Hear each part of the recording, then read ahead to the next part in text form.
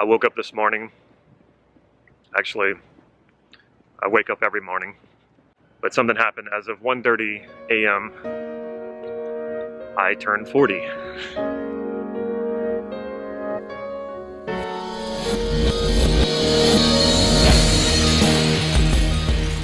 It's just a normal day. It's just a regular day. I try not to hype up my birthdays ever because it usually leads to disappointment. It's supposed to be this landmark birthday, 40 years old. But the truth is I don't feel any different. It doesn't make any difference in my life. Actually, this day has not even started out that good. Put an invite out and to have friends meet me later tonight. And like everybody bailed except for like 2 people. I'm actually working today. I've got a training that I'm putting on. My friend Mark Andreas is here. I did not hit her. It's not true. I did not hit her. It's bullshit. I did not. Oh, hi, Mark. What are you doing here? I'm teaching your class. Oh, yeah. You are teaching a class today, aren't you? Yeah, I'm teaching your class. Oh, come on in. Who did you hit? Don't even ask. By the way, how's your sex life? Pretty good. He's always a very good, calming soul to be around. But this birthday is not going to be spent alone. I at least have him here. Actually, I'm paying him to teach my class this weekend because I didn't want to do it, and I wanted to have some time for me to relax and party a little bit and take a break from all the training that I've been doing. I'm 40 years old. I considered myself being midlife years before that. I was midlife man yesterday, I'm midlife man today, I'll be midlife man tomorrow, and for the next 20 years I get to be midlife man, unless we extend the maximum lifespan to beyond 120 years. If that happens, then maybe I can be midlife man even longer. But I think maybe being 40, turning 40 today is sort of, it's official. I am midlife man by all accounts. And by my kids' account, I'm old. When I was their age, I thought 40 was old too. But I don't feel old. I'm going to work right now. It's a beautiful place to work. My office is on the beach, and I'm only going to be here for about an hour anyway. Yeah. Hello. I'm vlogging right now, so I'm vlogging you on there where I'm there, but I'm, yeah. I approve. You approve? He was sharing the beauty of the room with you? I was, yeah. Yeah. Oh, So yeah. she can fully That's understand the video that we created this morning. My kids keep going, every time they see him, they go, oh, hi, Mark. Happy birthday. Thank you. I hear you guys are going out to celebrate. Yeah, I think you're the only person who remembered that it was my birthday. Yay! Victory! Well, I hope you guys have a really good time celebrating at least. Yeah, I'm going to totally get them drunk and pick up a bunch of ladies and bring them home with us and everything. That sounds likely. Just make sure they're all strippers. There. Oh, of course. I don't hang out with any other types of women besides strippers. You know there's no strip joints in Santa Cruz? I did not know that. Yeah, can you believe that? Like, what's wrong with this place? Should at least have strippers, you know? Maybe it's a new niche market. I think Santa Cruz is kind of weird like that. Like, they don't have Walmarts here either. Uh-huh. Well, And where there's no Walmarts, there's no strip clubs. There can't be any. Just you either get both or neither. no, yeah, just There's no, can't. yeah. You know, I went to film school, so when I Yeah. saw this movie coming out, I was like, oh, yes. I mean, I've had that happen where actors, I'm in a, you know, it's a student film, Yeah. and I was shooting on film when film costs a lot of money, not like video. You can just let So video run. expensive. Yeah, it's very expensive, and they keep fucking up the lines, and you're just like ready to choke them because they're Yeah. just burning up your time and your money Yeah. because they can't get the line right. So when I'm watching this, I'm like, oh man, I've been there. And like, Yeah. he finally says the line. Like Yeah. it wasn't that he said it well. he finally says the line, and it's like they've been doing this for hours, so they get all excited. They're like, "Yeah!" You know, and then the guy Greg runs up to him and hugs him, and it's like I've had that experience where you're just happy that the actor was able to get the line out. It's a shitty performance. You're not happy about the performance. You're just happy that he was able to say it. Watching this movie was like I could feel the pain of everyone, you know, or like when you know you're working on a shitty movie, like that's the worst. He was just like. Well, now he's never going to be able to not think about that whenever somebody sees him and says, "Hi, Mark." He's going to be like thinking in the room instantly. It's James, and he didn't miss his flight. I brought my passport just in case. Oh, hi, Mark. Hey, that climate good? The vloggers they watch have incorporated that scene into their vlogs, and if they have a friend named Mark, they go, "Oh, hi, Mark." And so when I showed them that, when I showed them on YouTube what I was watching, they thought it was live. She goes, "Oh, that's where it comes from." When you were coming, they were like, "Oh, I can't wait." They wanted to go to the airport to pick you up, just so they could say, "Oh, hi, Mark." Vlog about. I'm a YouTuber. I think we should take a picture, all of us. Again. No, I'm not. Okay. See how the You see how you say? Oh. So you were supposed to take a picture while I kissed her on the cheek, and you weren't there. Oh my God! Come on. That wasn't on purpose. Yeah, right there. You're gonna be on YouTube. You realize that? Oh, we are? The bell? The bell, yes, with the bell. Where are the releases that we're gonna sign? How many Now, places? you're being How much filmed, money? and I'm I've been filmed for worse things before. Yes. beautiful dinner, Cruz. Oh, thank you. Who just turned 28 today. I'm originally from New Orleans. Lived in LA for 5 years. I've been here for almost 10. So I guess it agrees with you. No, my kids are here. Thank you. Happy birthday to you whenever your birthday is. Not for what? That's how we can start it. What do you want him to do to you? James just asked if... Oh, hi, Mark. Hi, it's like James just asked if Mark can do something to him. Metaphor. Teach me, take me through a metaphor. Why is it not focusing? Oh, because it's the room. Wait, I'm in focus, but James is not. They must know that I'm the birthday boy. check out my perm. Do I know how to throw a birthday party or what? We're doing metaphor of my birthday. I guess it feels like I'm stuck in a situation that I don't know how to move forward. So what's it like? It's like I'm stuck in my quicksand or something, and I don't know how to take a step forward to take the next step forward. Like the middle of my shit.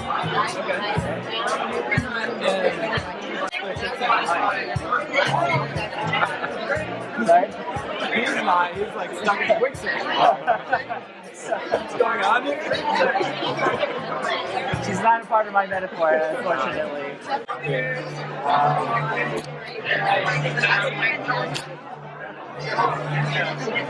Oh, you can flip the bird. His fingers work, right?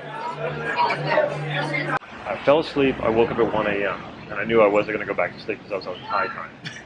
So I took some melatonin. And the next thing I know, Matt's like, "Damon, it's 9. Like, wake up." And I was like, "Holy shit."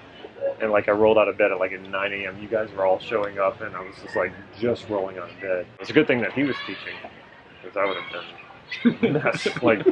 9 a.m. everybody shows up and I'm like just coming out of bed. You just took too much. What's going on with my sleeve right now?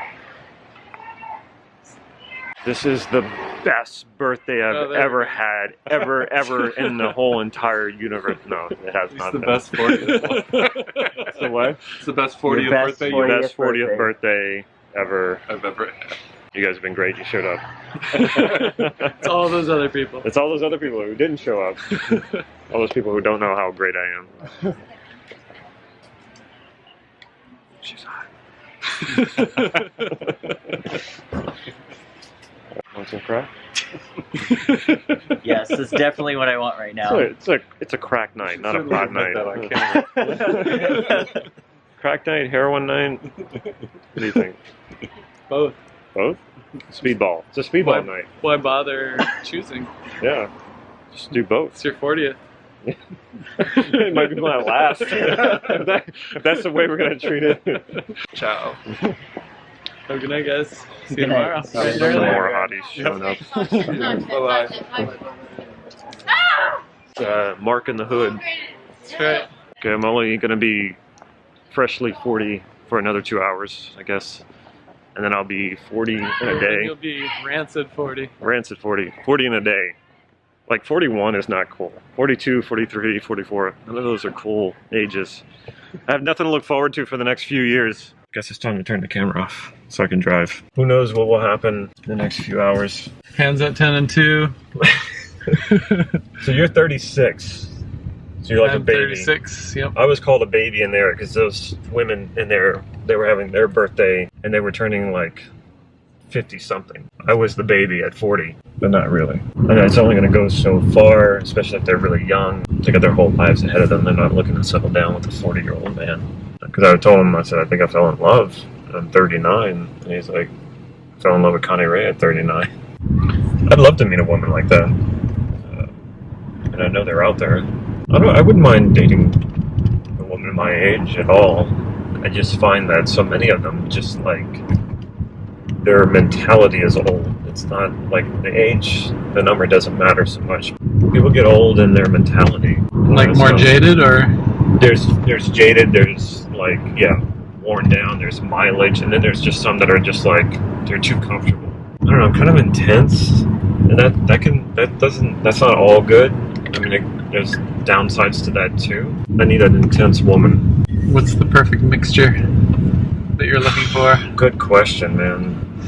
I'm not sure I know, but I know I need intensity. The last woman I went on a date with, first woman I went on a date with in like months, she just didn't have that intensity. Nice woman, kissed really good, attractive, but just not intense. Just like the opposite of that, just like really laid back. Mm-hmm. And she wants to see me again, and I was just like, I mean, she asked me to, I would meet her again, but I'm just not motivated. No fire. Not feeling like a long-term sort of. Just no fire. Seems like you're wanting the like life partner. Or be more like, of a. But yeah, but like there's got to be that fire, that like intensity, that like spark. It's not just like, oh, I'm tired of dating, you're tired of dating. Let's just like hang out and fuck and make meals together. Yeah, something beyond that. Yeah, totally. Like, I think a lot of people end up settling for that. No, I think a lot of people just are so terrified of the whole dating thing that they just, it's so uncomfortable. They just want to like get out of that, and so they'll find anything, any way to get out of that. And so they're just like, well, let me lock something down. Yeah. I'm not like that. I like living alone, actually. So it's going to take a woman who really, I don't know, who really turns me on in a lot of different ways before I give up my space. Here's the space. Here's the space. The space. 100%. And in Santa Cruz, this space may not look like much, but in Santa Cruz, this space is expensive. Yeah. I've been 40 for 1 day now, and I still don't feel any different. How do you feel about me being 40? Old. Old. You feel old for me? No, I feel like you're old. Ronnie, do you have any thoughts? I didn't say happy birthday. Yeah, neither of you said happy birthday. I forgot, and then Maddie picked me up. Hello, Gabby. How many pieces of broccoli did you want, bud? So in 30 more years, you'll be 40. I will be. Okay. And I'll probably have 2 kids. Oh, look. Oh, hi, Mark. Oh, look, it's there. Hey. Where's the football? You guys are boring. We're vlogging. It's supposed to be interesting. I slept You're supposed to go. 5 hours. You're supposed to go. What's poppin'? No, what's poppin'? I slept 5 hours last night. Who does that? Logan Paul. All right, run into your world-class dab. Let's see the dab. Go for it. Dad, you're so weird. That is an amazing dab. The world champion dabber. I don't even know what a dab is. He just did it. That. You do this? I mean, I guess now I kind of know what it is. That's a layered dab, but that's a dab with a lot of texture Layered and stuff. Just do a regular plain dab so he knows. Yeah. You never seen that? Nope. It's the new TV, you know. Yeah. I never watched it. I'll watch TV shows, but I won't watch TV. I licked your fries. Do you want your broccoli one done? So we'll get in a nice shot of your neck. I'm fixing it, Dad. Great.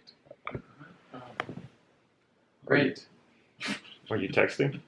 I'm attempting to. Now I got you on camera. Oh, hi, Mark. Yeah, hi, Mark. Let's see if I can master the Apple Watch. Okay, take 7. Hey, this is me with technology. Now it's working. Period. And by the way, ignore everything before this, comma. We are making a video now. Period. Seems like it's complicating your life more than it's helping. Oh, I'm not sure I understand. What? We were talking about our childhood, not really comparing them at first, but they're so completely different. Going into self-help is about overcoming my own suffering. So I looked at this guy and I said, your childhood was so good, and you don't have any of that suffering to overcome. What got you into self-help, or what's motivating you to do self-help? And I haven't answered yet. No, So- we're waiting. Now the camera's rolling. Do you need to talk to your watch for a little bit? Consult with it? No, we'll save that for later.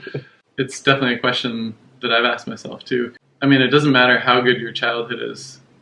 We all want to be learning how to make our lives the way we want to make it.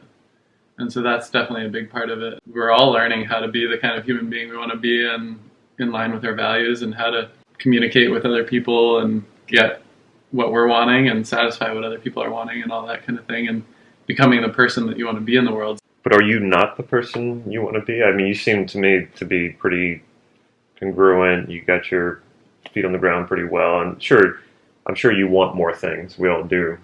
But you seem pretty content. Is that correct? Very content. Because I'm not. I'm so not content.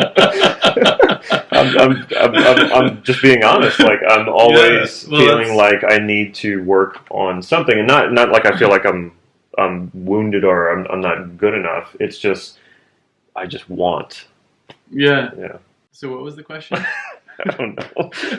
Well, I think a lot of my contentment is based on my personal growth and learnings and understandings, and I don't think I've reached the end of that. I'm really happy with where I am now, and I feel like I'm on a path that I want to be on. Do you feel like you are where you're supposed to be? Let me ask it that way. Yeah. Consciously, I know the right answer is to say yes. I'm not saying that I don't believe what you're saying. I believe you completely. You're very congruent in that way. The right self-help answer is to, be happy you are where you're supposed to be. And I know that's what I'm supposed to think, but I don't feel that way. I feel like the life that I was supposed to have, and I know I'm like making every meta model violation and like everything. I know this is like the worst way to say this and the worst thing to say, not the worst, but is I feel like my life that I was like supposed to live, or that my potential kind of got ahead of me, and I missed that train, and I've been trying to catch up for like the last 5 years, 6 years. Yeah. So you're like, you're just like, yeah, I don't know what that's like, but I'm sure. I'm just glad I'm not there. Pretty much. And then the weird thing is that I used to be really like not happy about that. Yeah. And it used to get me down. It actually doesn't anymore. It reminds me of one of my favorite sayings, which is sort of a paraphrasing of a Tibetan saying. Which I don't know if I shared it with you, but it's, if you have a problem you can do something about, you don't have a problem. But if you have a problem you can't do something about, you don't have a problem. Yeah. But saying that is a different thing than actually experiencing it. They're simple, and we often think that simple means easy. It's not. Yeah. Simple can be easy, but a lot of times simple can be just as hard. Totally. as something complicated. Yeah. So yeah, I mean, something that simple, it's hard to do. I feel really blessed with the childhood upbringing, opportunities that I've gotten to have, and recognize that most of that was not earned. I lucked out. Being born in this country, I mean, there's so many benefits. Just starting with that one is and huge. That's why patriotism is weird to me. I'm in favor of my country, but like being proud to be an American. Yeah. I remember that was pointed out to me in that first trip to Europe when I was 17. A guy asked me, so are you proud to be an American? This is a Swiss guy. Yeah. And I said, well, are you crazy? Like, of course I'm proud to be an American. Aren't you proud to be Swiss? And he said, no, I didn't do anything to earn it. I was just born here. I was just like, well, I never thought about it that way. What drives you, do you think? You know, you're not trying to be like a hotshot CEO or anything like that, but you do have your own business and you have things that you want, you're doing things, you're traveling and all that. I've always had a real draw towards conflict resolution. Well, I understand a lot of people might have a draw to that because they have a lot of conflict in their lives or something like that. For me, it wasn't a personal thing necessarily. I think part of it probably came from just an upbringing where conflict resolution happened in our family. Conflict resolution happened between me and my brothers, with my parents facilitating and, figuring out what our needs were and how to meet all of our needs in creative ways and things like that. And so I had a personal experience of how effective it is, and it can be in my family growing up experience. And then I also heard stories that they would bring back from trainings, and some of them were just like kind of paradigm altering stories of, conflicts that just seemed intractable, and then this way outside the box sort of solution, like some of the Erickson stories of things he would do with, have task clients to lie down in ditches with their suits on, and that would somehow solve their problems, or interpersonal conflicts as well as internal conflicts. Maybe I saw such a difference between some of the solutions we could come up with in our family and what's going on in the wider world and other families or just other situations, and just having the sense of like there's so many solutions here that people don't have access to or don't have that could just make everyone's lives so much easier. Would you say that drives you? Yeah, and that's what I studied through college, studied peace and global studies, and then the kernel of both of my fantasy and science fiction novels are around that kind of thing. Of course, doing NLP and teaching NLP and working with clients, internal conflict resolution. Both of my books, The Sweet Fruit from the Bitter Tree, is all a collection of conflict resolution stories. My passion to work with troubled teenagers was all about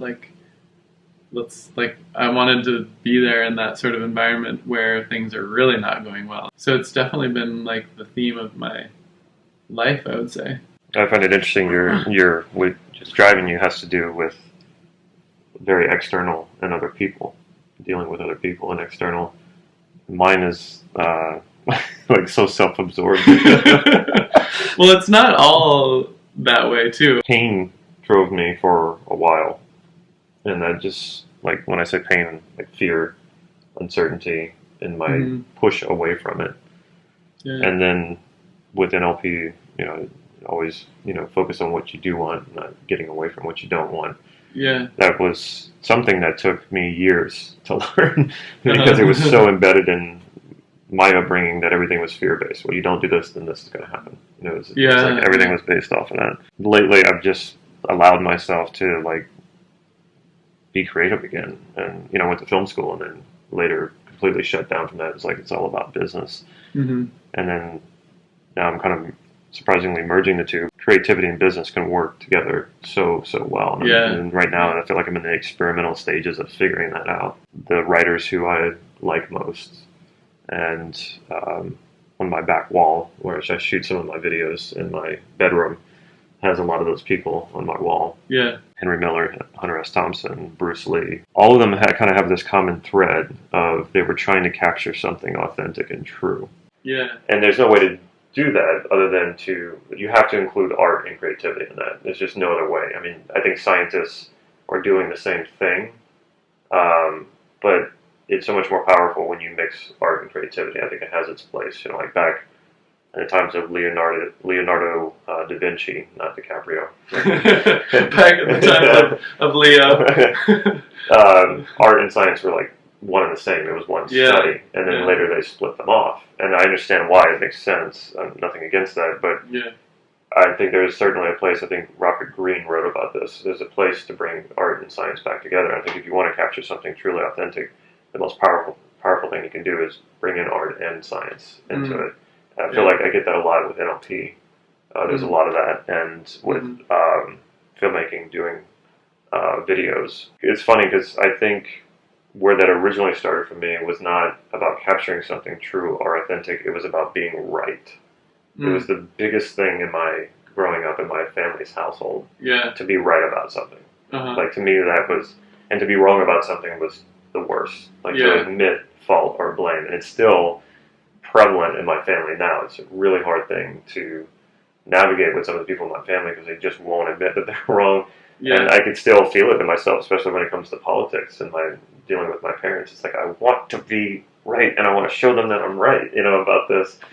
And I think when I really started exploring what that is, I think that's the shadow side of it, is wanting to be right about something. Like, okay, so what if you're right about something? Then what? You know, that doesn't make me any better off to be right about something, especially if I'm right about something and the people who were wrong suffer. It doesn't do me any good. I don't want people to suffer. Looking at I guess the more mature side of this desire to be right, I see as that there's a direct connection to wanting to capture something. Thank you for watching. If you like this video, like I mentioned, please click the like button and hit the subscribe button if you would like more of these videos, and the bell so that you can get notified when I put new videos out. If you'd like to get my free MidLife Manifesto, click this icon here. It'll bring you to a page where you just enter your email and the MidLife Manifesto will be emailed to you. The principles are universal. You can apply it really at any age and any gender. Again, it's coming from a perspective of a man in midlife. Wishing you joy, happiness, and passion at any point in your life. Take care. I did not hit her. It's not true. I did not hit her. It's not true. It's bullshit. I did not. Like him. Well, that'll be good for the outtakes.